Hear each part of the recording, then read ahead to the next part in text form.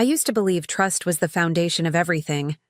Every Friday, I'd show up at Victor's office, his favorite lunch in hand, a little note folded on top, just to make him smile. I knew the receptionist's dog's name, which in turn drank 3 coffees before noon, and yes, I knew Vanessa, his secretary. Always too polished, too eager, and always there. But I never questioned anything. I wasn't that kind of woman. Victor made me feel safe. That kind of safe that makes you stop checking for danger. Until one afternoon I opened our shared tablet, just looking for an old vacation photo. What I found instead? Messages, pictures, late-night snapshots of him and Vanessa, smiling like teenagers with no conscience. She called him V. He told her I'd never find out. He was wrong. I didn't scream. I didn't throw the tablet across the room or call him a monster. I just sat there, staring at the screen like it was a stranger's life. My heart didn't shatter. It went quiet, like the stillness before a storm. When Victor came home that night, humming like nothing had happened, I looked him in the eye and simply asked, "How long?" He blinked, confused at first. Then he knew. "It just happened," he mumbled, rubbing his neck like the words were heavy. "I didn't mean to hurt you." As if betrayal could ever be accidental. As if love just slips and falls into someone else's bed. I didn't cry in front of him. I didn't give him the satisfaction. Instead, I packed a small bag and walked out. Not just from our apartment, but from that whole chapter of my life. I didn't tell anyone what happened. Not his coworkers, not his friends, not even Vanessa. Let them think I vanished.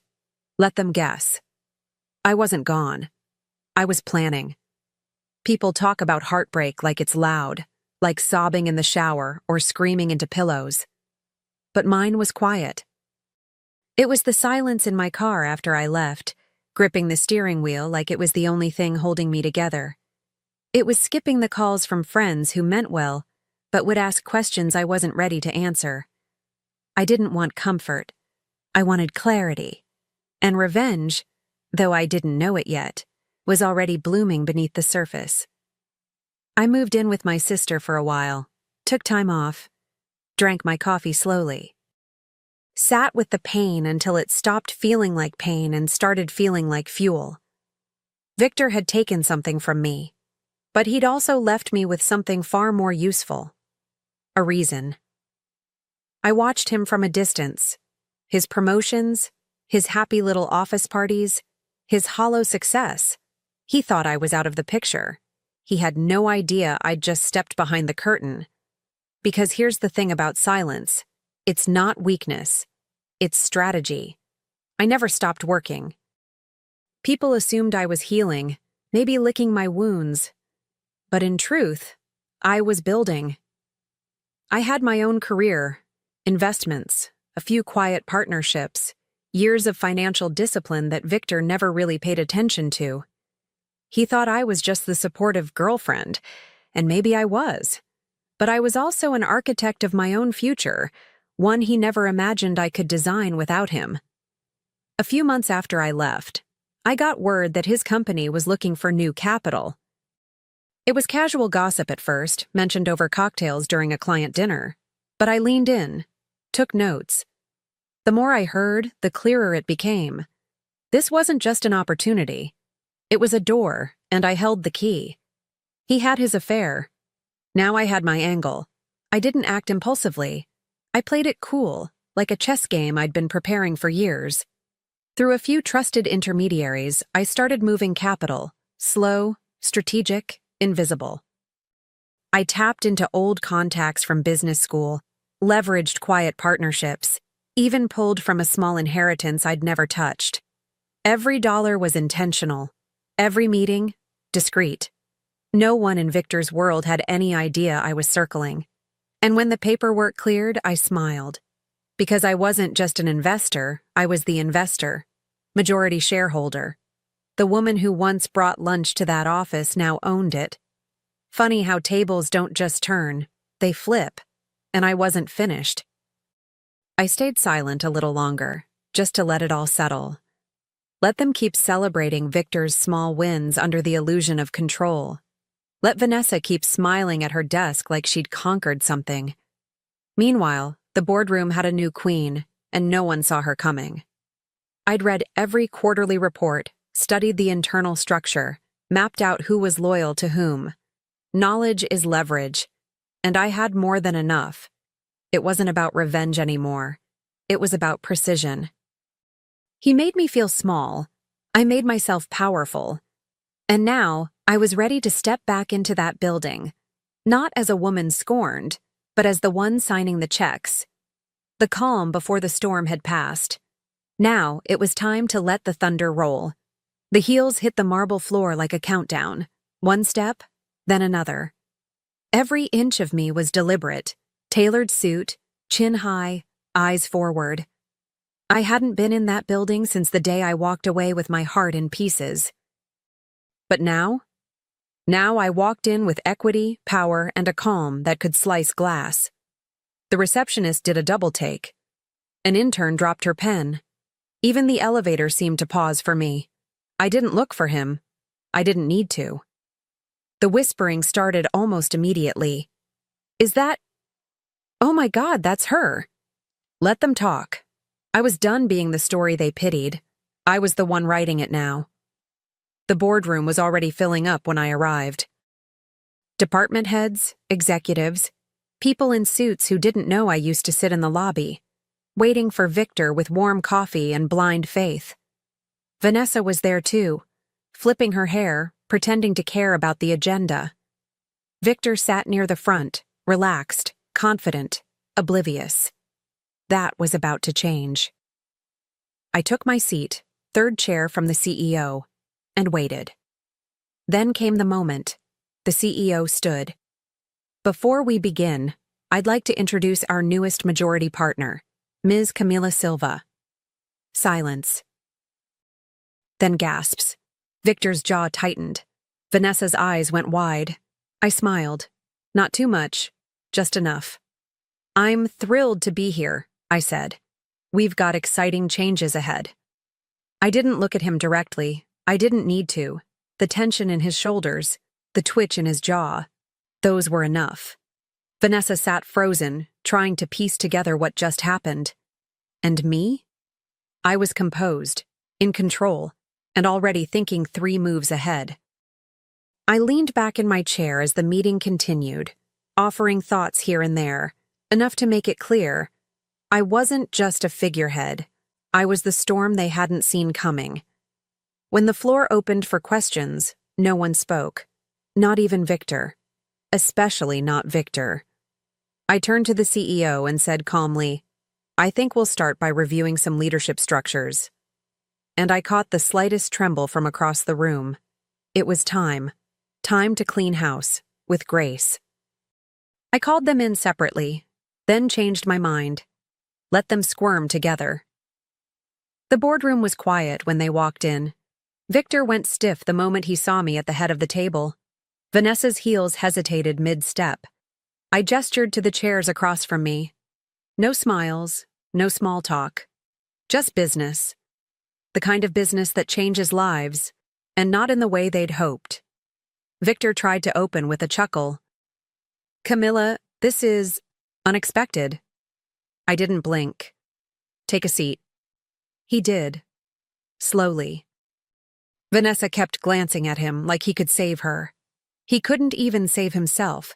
This wasn't a conversation. This was closure. Served cold, sharp, and corporate. I kept my voice calm. No raised tones, no dramatics. Just facts, cutting and final. I looked at Victor first. You broke the rules of loyalty in our relationship, and now you've broken the rules of ethics in this company. He opened his mouth, but I lifted a hand. Don't. This isn't a discussion. Then I turned to Vanessa. Sleeping with your superior? That's not just reckless. It's a violation. And frankly, it's tired. Vanessa flushed deep red. She looked down at her lap, suddenly so small in that too-tight blazer. Victor leaned forward like he might protest, so I slid 2 envelopes across the table. termination letters, dated, final. Effective immediately, I said, and leaned back. It was over. For them. For a moment, no one moved. Just the soft hum of the AC and the weight of reality sinking in. Victor stared at the envelope like it might catch fire. Vanessa blinked rapidly, as if that could rewind time. But me? I felt steady, strong, like I had finally picked up the last broken piece of myself and set it down for good. I didn't gloat, I didn't smile. I simply stood. I wish you both the best, I said, already reaching for my planner. It wasn't kindness, it was closure. Victor's voice cracked when he finally asked, "Is this really how you want it to end?" I met his eyes. No, Victor. This is how you ended it. And with that, I walked out. Not hurt, not angry, just done. The office felt different now. Lighter, maybe. Or maybe that was just me, walking through it without the weight of betrayal clinging to my heels. People smiled when they saw me, not out of obligation, but with a kind of quiet respect. They'd heard whispers. They'd seen enough to put the pieces together. And while no one said it out loud, I could feel it in the way they looked at me, like someone who had been burned and came back fireproof. I wasn't there to prove anything. I didn't need to. Victor and Vanessa were gone, names removed, doors cleared. The silence they left behind didn't bother me. It made room for something better. I spent my days rebuilding, not just the company but the culture. I promoted talent that had gone unnoticed. I encouraged voices that had been talked over. I listened more than I spoke, and when I did speak, people listened. Because I'd been through the fire and chose not to become bitter, but better. My leadership wasn't loud. It was steady, deliberate, rooted in knowing exactly who I was and what I'd survived. The board respected me, the staff trusted me, and quietly, they admired the way I'd handled it all, with grace sharpened like a blade. Victor and Vanessa? They disappeared from the industry. Reputation has a way of following you, especially when the truth echoes louder than gossip, and mine echoed in every polished corner of that office. I stood by the window on the top floor one morning, coffee in hand, the city stretching wide beneath me. The same skyline I used to dream under, only now, I owned a piece of it. A junior exec knocked lightly, asking if I wanted to clear my afternoon schedule. I took a sip, eyes never leaving the horizon. "No," I said calmly. "I have a company to run." And I already took out the trash. It wasn't about revenge anymore. It was about reclaiming what I'd handed away too easily. My power, my worth, my voice. He gave the secretary everything. I gave them both nothing. And I kept the company, all of it. My name is Linda Navarro, and I'm 28 years old. For the past 5 years, I thought I was building the kind of life people envy: steady, dependable, grounded. I had a boyfriend, David, whom I met in college. Back then, he was charming in a quiet, bookish way. We studied late nights at the library, shared ramen dinners when our wallets were thin, and promised each other that one day we'd live without worrying about overdue bills or cafeteria food. That one day came. We moved into a one-bedroom apartment on the east side of the city. It wasn't big, but it had tall windows and creaky wooden floors that made it feel alive. I poured myself into making it ours painting walls, thrifting mismatched furniture, filling shelves with novels I had read and sketchbooks I still hoped to finish. David used to call it our little sanctuary. He'd say, "Linda, this place is proof we can build something together." I believed him. Every corner of that apartment was a memory, late-night movie marathons, burnt pancakes on lazy Sundays, plants that thrived under his careful watering but died in my care. It was all stitched together with love, or at least what I thought was love. I'm a graphic designer. I work hard, but I love what I do. David worked as a content creator, chasing bigger dreams of building his own brand. He was ambitious, restless, as always looking for the next leap. I thought I was his anchor, steadying him when his plans spun too far. The last few months, though, something shifted. He was glued to his phone at odd hours, his laughter hushed and private. Sometimes I'd walk into the room and his fingers would dart to lock the screen, as if his world no longer had space for me. When I'd ask what was so funny, he'd brush me off with a smirk. "You wouldn't get it." That phrase hit harder than he knew. Slowly, I stopped feeling like his partner, and more like a piece of furniture in my own home, useful, quiet, but unseen. I convinced myself it was stress. He was planning some new venture, or maybe he was overwhelmed by work. That's what I told myself when he snapped at me for small things, when his affection turned into mechanical gestures instead of warmth. Then came that Tuesday. I had just survived a brutal day at work. Clients with impossible deadlines, a boss who thought yelling was a motivational technique. All I wanted was to sink into the couch with a cold beer and maybe David's arms around me. I pushed open the apartment door, dropped my keys on the console, and headed for the kitchen. That's when I saw it. A leather-bound diary sitting open on the counter right beside the empty coffee maker. It startled me. David never left it out. He was oddly protective of that journal, always tucking it away in his nightstand. I had never read a word of it respecting boundaries, even when curiosity tugged. But now it lay there carelessly, a page splayed open like an invitation. As I reached for the fridge, my eyes fell on the words in the center of the page. They screamed at me louder than any alarm. "I'm going to see my soulmate tonight." For a moment, I couldn't breathe. My heart didn't just sink, it seemed to fold in on itself, collapsing under the weight of those 10 words. The beer I pulled from the fridge felt like a brick in my hand, dragging me into a cold, dark ocean. My eyes scanned downward, and though the words blurred, they pierced me all the same. Linda is fine. Predictable. She's stable, safe. But she's so small. She thinks too little dreams too little. I need more. Julia is different. She makes me feel alive. She believes in my ambition. Linda just wants quiet nights, a house with a garden, a boring life. Julia is my soulmate. I know it. Small. Boring. Words David had never said to my face, but wrote down as if branding me with them. I thought of every night I stayed up helping him edit his videos, every design I made for his website for free, every time I proofread his sponsorship emails so he'd look professional. I thought of the joint savings account I had poured my own earnings into because I trusted him with my future. And this is what I was to him, a placeholder, a harbor to rest in until he could swim to something bigger. Shock burned into anger, anger into grief. But then, strangely, a calm settled over me. It wasn't peace. It was finality, cold and sharp. There was nothing left to fight for. His decision had been made long before I saw those words. He had already left me in his heart. I placed the beer back in the fridge, my hands steady as if they belonged to someone else. I walked to the bedroom, pulled out my small duffel bag, and began to pack essentials. Toothbrush, a change of clothes, my laptop. Only what was mine. None of the sweaters he bought me, none of the trinkets tied to our shared life. I closed his diary, slid it into my bag. My last act of honesty was a yellow Post-it note pressed against the coffee maker. 3 words. I know. I glanced once at the apartment, our couch, our bookshelves, the life we had built. No, the life I had built while he dreamt of someone else. Then I opened the door, stepped into the night air, and walked away. Not once did I look back. For the first time in 5 years, I had no idea where I was going. But I knew one thing, wherever it was, it had to be somewhere without him. The city blurred past my car window as I drove aimlessly through the night. I didn't have a destination, only a need to keep moving. Every traffic light felt like a test stop, breathe, and risk thinking too much, or keep going and let the hum of the tires drown it all out.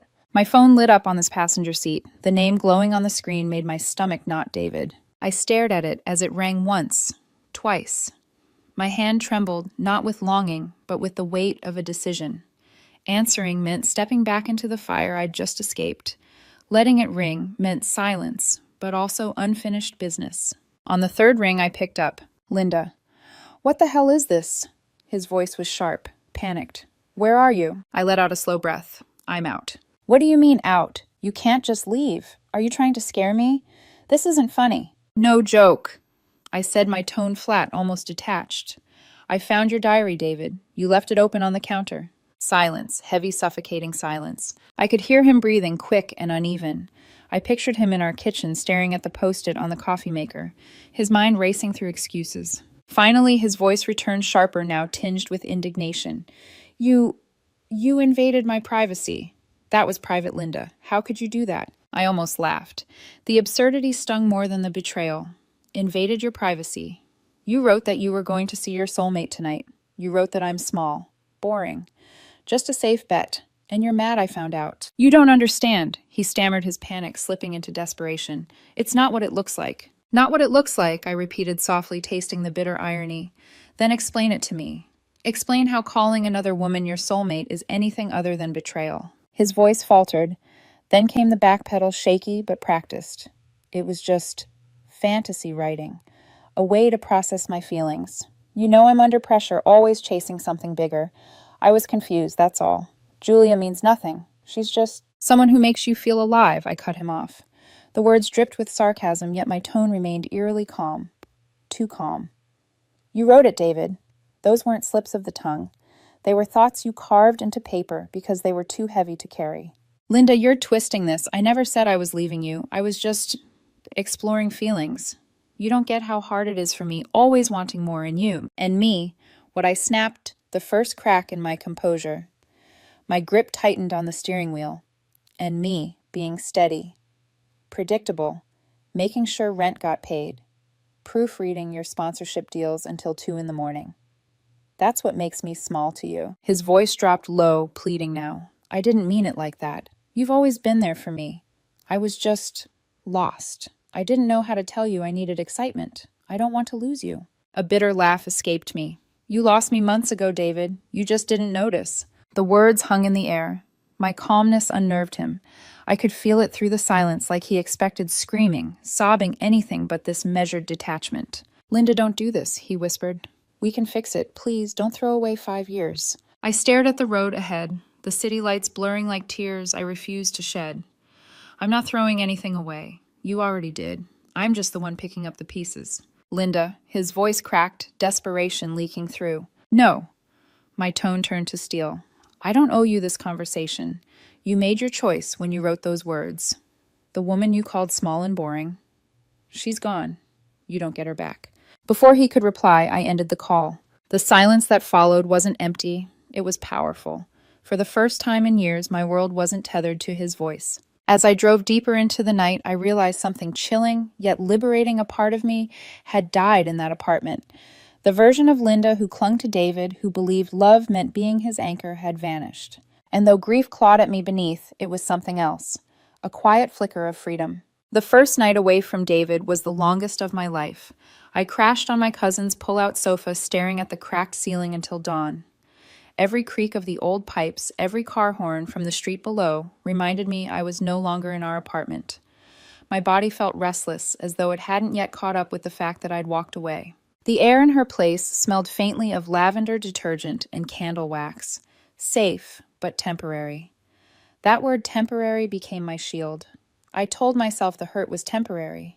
The sleepless nights, the phantom ache of reaching for someone no longer there, the echo of his diary words, small, boring, safe.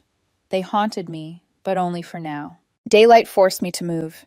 I threw myself into work, staying longer at the office, so exhaustion might dull the grief. At night, when my cousin made tea and asked gentle questions, I offered short answers. I'm fine. Just tired. Lies disguised as coping. But when she went to bed, I'd sit alone with my laptop, scrolling through old photos I hadn't deleted yet. David and me at the farmer's market, arms full of flowers. David holding up his first big sponsorship check. David asleep on the couch, his head in my lap. Memories that once felt warm now looked staged, like I had been cast as the background in someone else's story. I tried to erase him piece by piece, deleted his number, blocked his socials, packed the few items I had taken from the apartment into a small box and shoved it under the bed. But grief has a way of finding cracks to slip through. Some nights I'd wake up reaching for my phone, half expecting his goodnight text, only to remember the truth. Still slowly a rhythm formed. Morning coffee at my cousin's tiny kitchen table. Long hours at the office. Sketching during lunch break, something I hadn't done in years. Cooking simple meals for myself.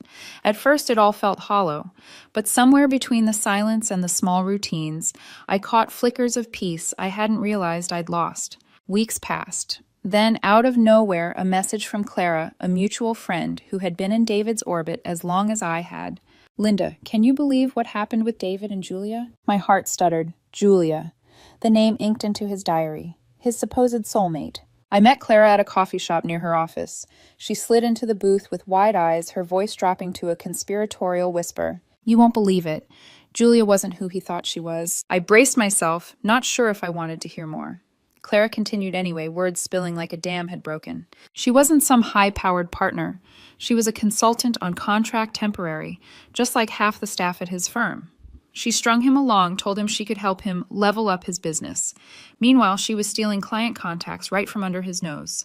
The firm found out, fired him on the spot, and blacklisted her. And then get this, she ghosted him, completely disappeared.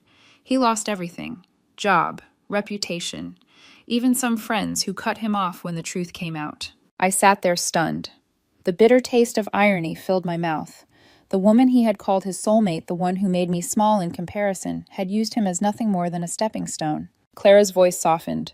I shouldn't be laughing, but, Linda, it's like karma. Cold, brutal karma. I didn't laugh. I wanted to.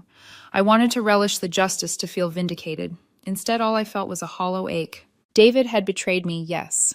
He had chosen someone else. But hearing how far he had fallen, how quickly his world crumbled, didn't bring me joy. It only underlined the truth I had already known. He was never the man I thought he was. That night, lying awake on the sofa again, I replayed Clara's words. Fired. Ghosted. Ruined. And yet, even as I tried to shut it out, one thought echoed, if Julia was a fraud, then what does that make me? A consolation prize. He cast aside before the scam revealed itself. I turned onto my side, clutching the pillow. For the first time since leaving, I whispered the truth into the dark. I wasn't small. He just never saw me. The words didn't heal me instantly, but they cracked something open like the first ray of light through heavy curtains. And with that small flicker of clarity, I promised myself I would never again let anyone define my worth. Not David, not his diary, not even karma. The first message came late on a Sunday night. A number I didn't recognize lit up my phone. I miss you, we should talk. I stared at the screen, my thumb hovering over the reply button. For a moment, I felt the old reflex, the muscle memory of 5 years of loyalty. But then I remembered his diary, the words etched into my mind like scars, small, boring, safe. I put the phone face down and let the message rot in silence. A week later, another attempt. This time a flood of texts, long rambling apologies. I made a mistake. Julia was a liar. She tricked me, Linda. You're the only one who ever cared. Please, I see that now. Don't turn your back on me when I need you most. Not once did he apologize for what he wrote about me. He apologized for the consequences he faced, not for the cruelty he inflicted. It was never about love, it was about losing his safety net. I didn't answer. Then came the voicemail. A blocked number, a voice I hadn't heard in weeks. Linda, please, just call me back. I know I hurt you, but you have to understand I was lost. She was a mistake. You were always so good to me. I can't sleep, I can't think. Please, I need you. I need us. His voice cracked, trembling with tears. Once that sound would have broken me, sent me rushing into his arms. But now, listening in the dark, it didn't stir sympathy. It stirred something else, relief. Relief that I wasn't on the other end of that desperation anymore. Still, I won't lie. The silence wasn't easy. Some nights lying awake, I'd replay his words in my head. I need you. I can't sleep. Please. They tangled with my memories, with the 5 years I had given him, with the part of me that still longed to be chosen. But every time doubt crept in, I reminded myself of the truth he had chosen. He had written it down in black ink. He had already walked away from me in his heart. The final attempt was in person. I had just started a new job at a small design agency downtown. I was walking back from lunch when I saw him at the front desk, disheveled eyes bloodshot, clutching his phone like a lifeline. My stomach dropped, and instinct took over. I ducked into the stairwell, heart racing, sending a quick message to my boss, personal emergency. Please don't let that man upstairs. Minutes later, my phone buzzed with a new text. I know you saw me. Don't be a coward. You owe me a conversation. Owe him. That word stuck like a thorn. As if loyalty had been a debt, as if love had been a loan I was obligated to keep paying long after he defaulted. I smiled bitterly, slipped my phone back into my pocket and walked to my desk. No reply. Not anymore. That night, I stood at my apartment window, looking out at the city lights. The Linda who once would have opened the door, listened to his excuses, wept into his arms that Linda was gone. In her place stood someone quieter, steadier, and somehow stronger. For the first time, I felt the weight of silence, not as a burden, but as power. Every unanswered text, every ignored voicemail was a choice to protect myself, a choice to live without being defined by his validation. He wanted me to break the silence, but I realized the silence was mine, and I wasn't giving it up. 1 year later, my life barely resembled the one I had with David. I'd moved into a loft apartment at the top of an old brick building. High ceilings, wide windows, sunlight spilling across polished wood floors. My cousin had helped me carry in the last of my boxes, and I'd stood there that first day staring at the empty space, whispering, "This is mine." I filled it with what I loved. Plants that actually survived under my care shelves, stacked with sketchbooks and design books, bold art pieces I'd collected at flea markets. I launched my own freelance design business, and for the first time in years, I wasn't just surviving, I was thriving. To celebrate, I hosted a small housewarming party. My closest friends gathered around mismatched chairs and a thrifted dining table, laughter bouncing off the loft's brick walls. Clara raised her glass to toast to Linda, to new beginnings, to freedom, and to never letting anyone call us small again. Everyone clinked glasses, warmth filling my chest. For once, I wasn't haunted by what I'd lost. I was anchored by what I'd built. Then 3 knocks at the door. They weren't confident like a friend's. They were hesitant, fragile, as if the person on the other side wasn't sure they'd be let in. A hush fell over the room. I walked to the door, heart tightening with a strange premonition. When I opened it, the sight stole the breath from my lungs. David! But not the David I remembered.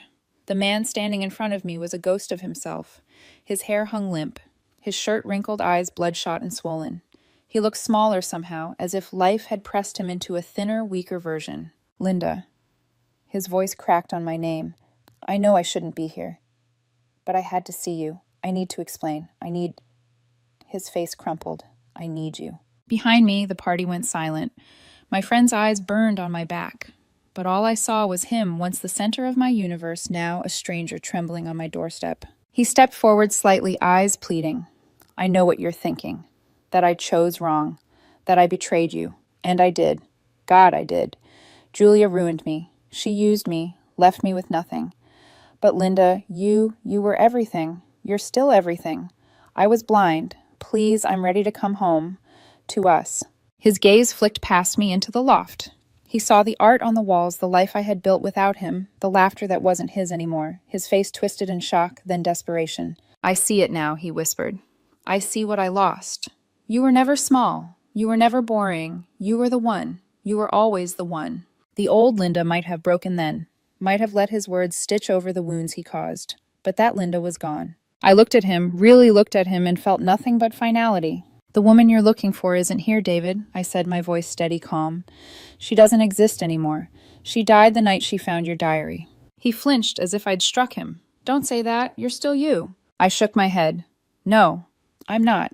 That Linda, the one who stayed up until 2 a.m. for you, who poured her savings into your dreams, who begged for scraps of affection while you chased someone else, she's gone. You killed her with your words, with your choice. He opened his mouth to protest, but I cut him off. Look around you. This life, these friends, this peace. I built it from the ashes of what you burned.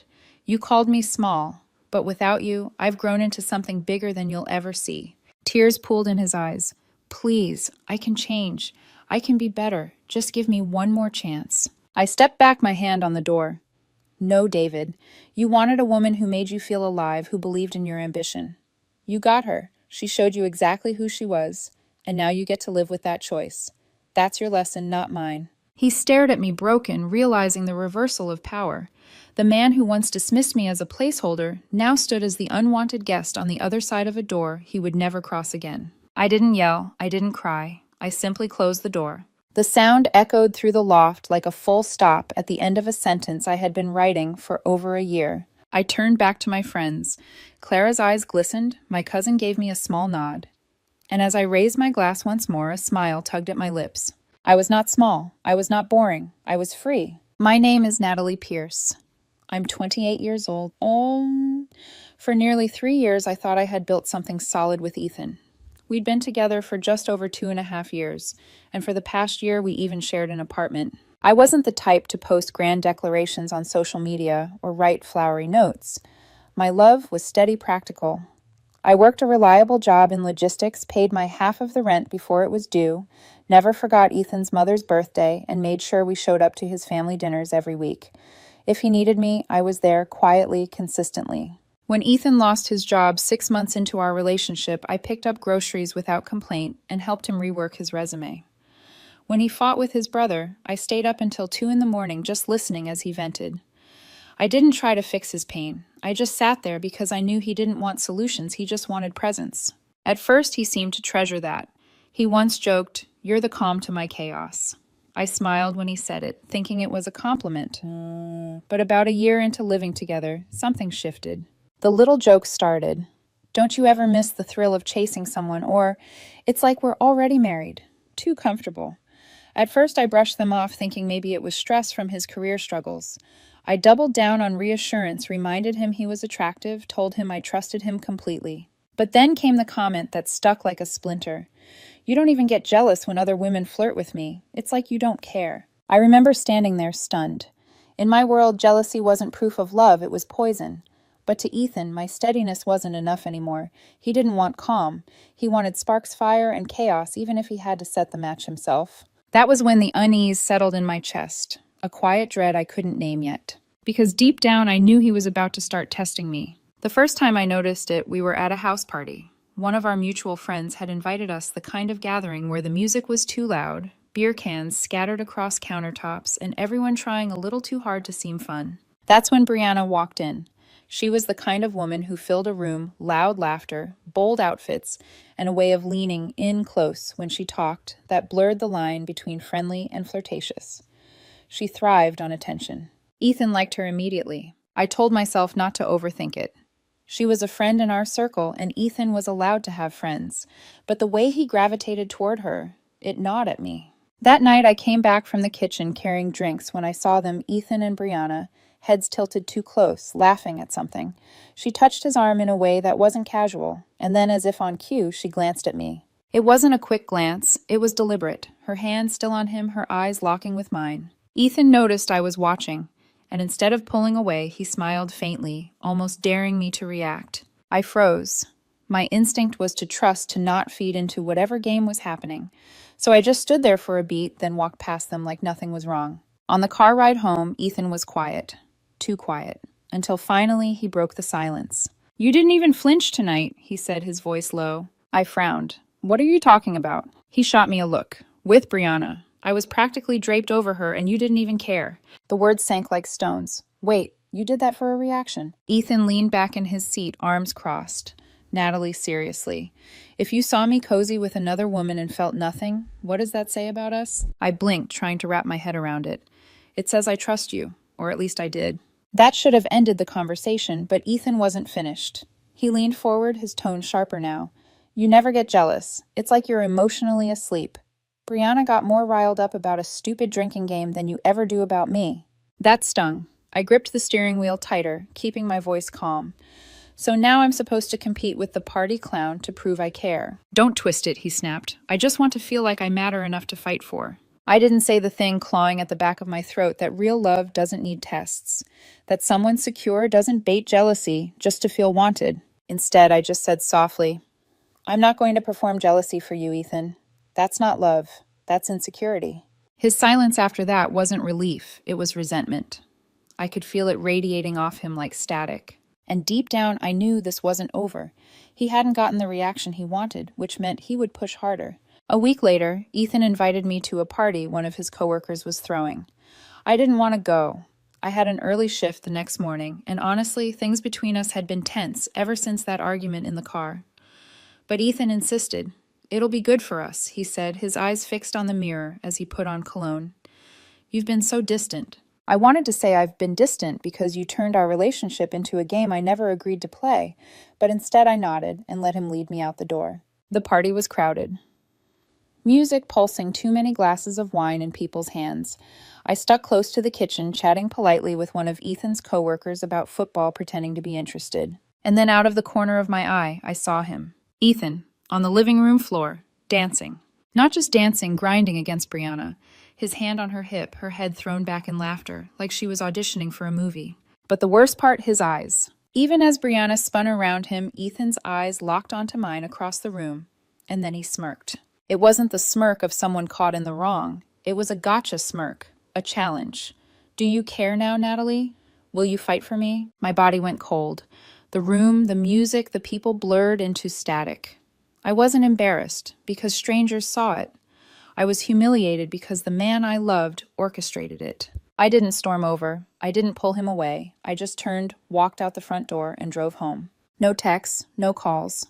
Hours passed, until finally at 2 a.m. my phone buzzed. A message from Ethan. Oh, now you're jealous. Finally. I sat there staring at the screen, the bile rising in my throat. He thought he had won, that by humiliating me, he'd unlocked some proof of love. But all he had unlocked was my clarity. I wasn't in a relationship, I was in a performance, and Ethan had cast me as the unwilling audience to his little tests. For the first time in months, my decision felt simple. I wasn't going to play anymore. The next morning, I packed my suitcase methodical calm, clothes, toiletries, the few things I cared about. I didn't take the couch or the TV or the bookshelf we'd filled together. He could keep all of that. I wrote one short note, placed it on the nightstand. I don't compete for affection. Good luck, Ethan. I dropped my key beside it, closed the door behind me, and didn't look back. I didn't slam the door. I didn't scream or cry or leave a trail of broken glass in my wake. I just left. My friend Derek let me crash on his couch. He didn't press me for details, didn't demand an explanation. He just handed me a beer and sat with me in silence, the kind of silence that feels like safety. When I finally told him what happened, he sighed softly and said, Nat, he's been testing you for a while. You just stopped playing. And he was right. But Ethan didn't see it that way. The first wave of texts came the next morning. Ethan, I don't get it. You just leave no conversation. Can we talk, Ethan? You're being unfair. Brianna means nothing to me. Not a shred of apology, not a single acknowledgement of what he'd done, just complaints. When I didn't respond, the calls began. 10 missed calls in one night, then silence, then another barrage the next morning. The tone shifted quickly. Ethan, you're being so cold. Is this what you do? Shut down when things get complicated. Ethan. Wow. I guess I was right. You never cared as much as I did. The manipulation was textbook flip. The roles paint himself as the victim, make me the villain for walking away. When that didn't work, he got creative. Alternate Instagram accounts. New numbers. One was literally named Fresh Start 2025. I laughed out loud when I saw it. Nothing screams growth like hiding behind a fake username to stalk your ex. Then came the mutual friends. Hey, Ethan's really hurting. Maybe just hear him out. But I'd lived with his hurt. I'd carried it. I'd sacrificed my own peace to protect his ego. So I finally replied once to a mutual friend, so was I. He just didn't notice. And that was the last explanation I gave. Slowly, I began to notice something else. The mutuals stopped bringing him up altogether.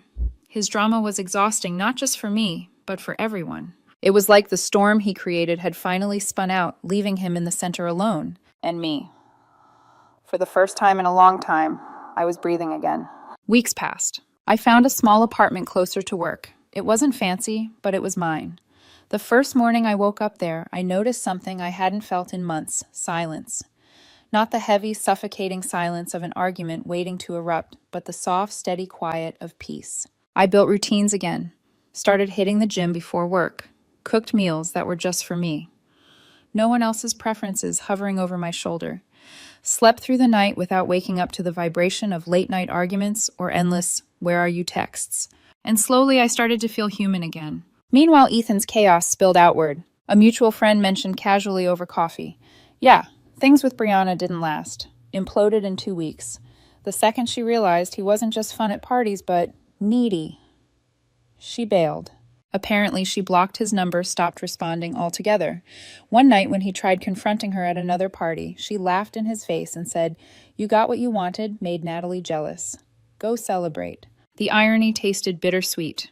That was the gamble he chose, and he lost. But I didn't feel triumphant. Not really. Just detached.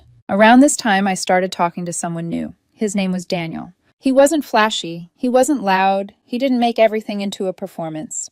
We met through a mutual friend, and our first real conversation stretched for hours. He asked questions and actually listened. No hidden motives, no traps. Just easy warmth. For the first time, I wasn't bracing myself for tests. I wasn't decoding every word, every glance. I was just me. And that was enough.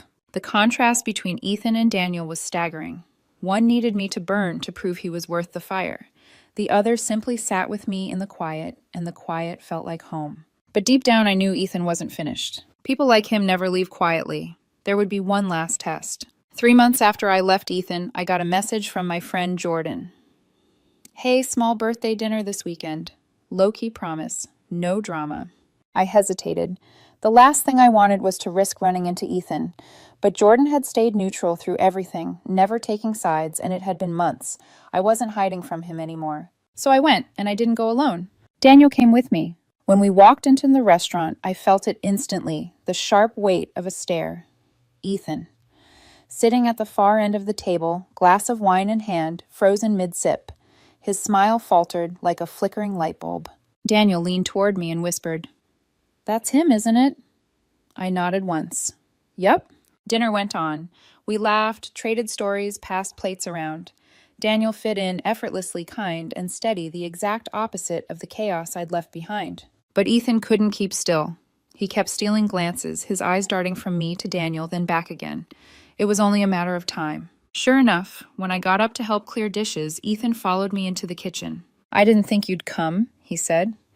His tone caught between accusation and surprise. "Jordan invited me," I answered flatly. I almost didn't. "But you did, and you brought him." His eyes flicked toward Daniel, his mouth curving into a smile I used to know too well, half challenge, half wounded pride. "He seems nice." "He is," I replied simply. He shifted closer, dropping his voice. "You look different. Healthier, happier. I've been thinking about us a lot." I kept stacking plates. "We don't need to talk about us, Ethan." His laugh was forced, brittle. "I just feel like we fizzled out without closure." That was when I turned to him fully, my voice calm, steady. "We didn't fizzle. You set fire to things just to see if I'd put them out. And when I didn't react the way you wanted, you called me cold." His eyes widened, but I didn't stop. "You didn't want love, Ethan. You wanted proof. You wanted me to be jealous, to fight to claw, just so you could feel worth something. But real love doesn't demand performance. It trusts.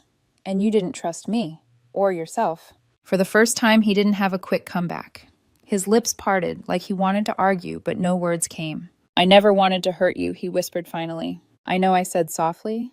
"But you did anyway, because hurting me was easier than admitting you didn't feel worthy." His face crumpled, a flicker of shame there for just a second. "So, you're really over it." I held his gaze. I was over it the moment I realized loving you meant constantly proving it. And I'm not auditioning for anyone ever again. Just then, Daniel appeared at my side, gently resting his hand on my arm. "Everything okay?" I smiled at him. "Yeah, just done cleaning up a mess." We walked back to the table together. When I glanced back, Ethan was still standing there in the kitchen alone. No Brianna, no friends hovering, just silence, and this time it belonged to him. After that night, I didn't block Ethan. I didn't need to. There's nothing more permanent than indifference. A few weeks later, a mutual friend sent me a screenshot from Ethan's social media, a blurry photo of a city skyline at night with a cryptic caption. "Sometimes you don't know what you had until it's gone." No names, no drama, just an echo. I stared at it for all of 3 seconds before closing my phone. I had groceries to unpack, dinner to cook. Daniel was coming over later, and we were planning to watch a movie, something lighthearted, something that didn't feel like a performance or a test. And that was the difference. With Ethan, I had been constantly measured, constantly provoked into proving love like it was an exam I could fail. With Daniel, there were no hoops, no traps, no silence sharpened into punishment, just presence. The funny thing is, I don't think Ethan ever realized that what he called my coldness was really just exhaustion. That I wasn't distant because I didn't care, I was distant because I was tired of being baited, cornered, and misunderstood. But by the time he understood that if he ever did, I was already gone. I used to think closure was something the other person gave you, a conversation, an apology, some mutual agreement to put the past to rest. Now I know closure isn't given, it's claimed. And I claimed mine the moment I chose silence over the endless noise of his games. I walked out of his life quietly and into my own, finally free, finally steady, finally home.